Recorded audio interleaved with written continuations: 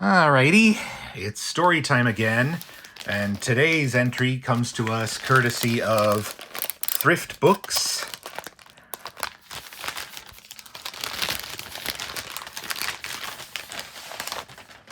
And here we have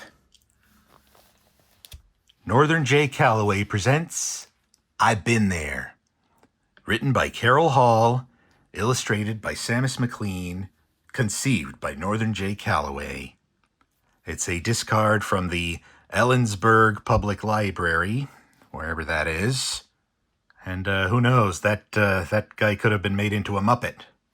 So you might consider this a sequel or maybe a prequel to the last video I did where I read his book, Super Vroomer. So let's get started with this one. For Susanna and Daniel and all the other kids. They say we've been there, but I don't know. My friend Tommy said we've been to outer space. What kind of thing is that to say when we're playing basketball? The score is 82-4, but I'm catching up. I say, who we? Not me. I ain't been to outer space.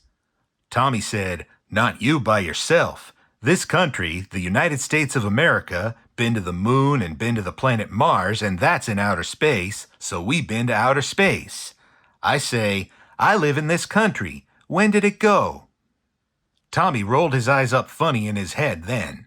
Man, what is the matter with you? Don't you know nothing? Don't you know how things work? First, everybody who live in this country gotta shell out money for taxes. I say, everybody? Tommy say, everybody. Then the outer space dudes, they get that money, make a rocket, pick out some astronauts, teach them at astronaut school till they know how to drive the rocket, and they go. That's the only way anybody go to the moon. Up at Mars, they got a robot walking TV rocket. That's the one without astronauts in it. It just take a lot of pictures. Tommy sure likes to tell what he knows. Sarah Jane was with us. She says she's going to be an astronaut. Another country had a girl astronaut, but only one so far. Sarah Jane says we need more, and she's it. Nobody black did it yet, but somebody will. Maybe me. Up on the roof, I was thinking about Mars and the moon and everything hanging up there. If I stare and don't blink till I count to 48, it feels like I can almost touch all of it. Wonder how it feels to stand on the moon. Tommy says it's just sand. Sarah Jane saw pictures and she thinks it's clay with holes in it. But I think no matter how much anybody knows, there's always something more to find out. And I think maybe there's more than sand or clay with holes up there in the outer space. At least in the space I'm thinking about there is. Anyway, those rockets just landed in one spot. How do they know there ain't a candy store around the corner or something? It don't always take money and rockets and lots of people to go somewhere. Sometimes you can do it just in your own mind. I can do anything I want to in my own mind. So I'm going. And I ain't going inside no rocket neither. Not me. I like to feel the wind on my ears. Of course, the hard part is not the getting there. The hard part is the landing there. But I remember from when Tommy and I have our jumping contests on the roof, he says the trick is you gotta roll after you land. So I roll. And there I am, ready to take a good look around. One thing about outer space, there is a lot of room.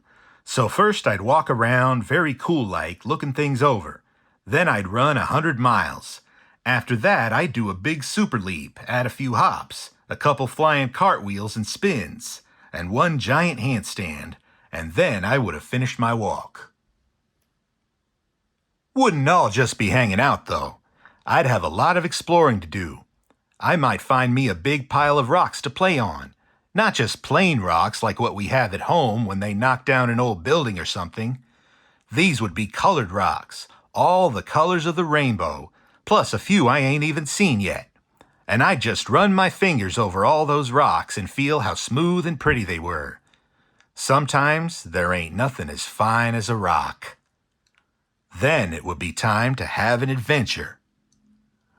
I mean, what if I was climbing up an old ruin and I heard a noise all of a sudden?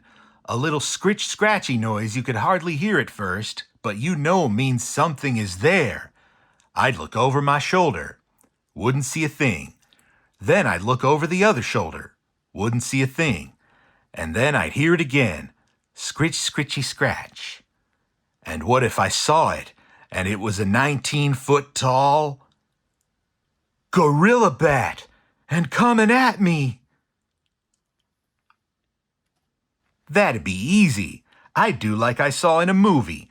I'd get a spear like an African chieftain, and I'd put on my mean look, and I'd yell, "Ah!"